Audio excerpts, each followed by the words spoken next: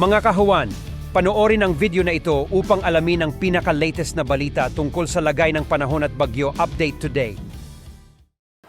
Ang intertropical convergence zone, yung makikita, nasa bandang baba po ng south ng Mindanao.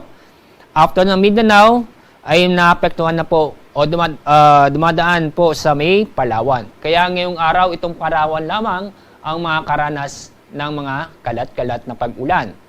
Samantala, itong nalabing bahagi ng bansa ay asahan po mga unlocalized thunderstorm o isolated mga pag-ulan.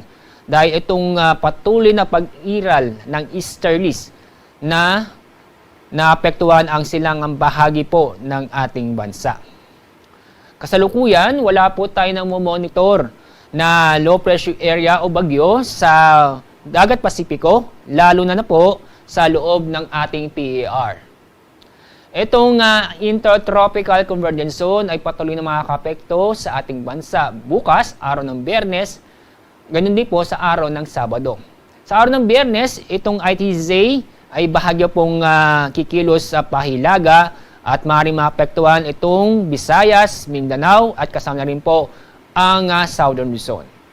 Sa araw ng Sabado, itong ITZ patuloy po na maapektuhan doon lamang po sa kanlurang bahagi po ng Mindanao, ng Visayas at kasama na rin po ang Palawan.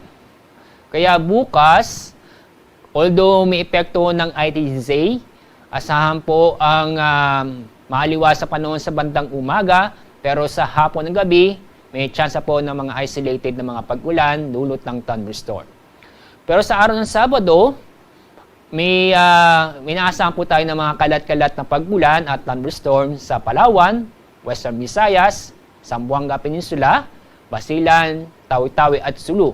Kasama rin po ang lalawigan po ng Occidental Mindoro. Ngayon hanggang Sabado ay mababang tsansa na magkaroon ng low pressure area o bagyo sa loob ng PAR.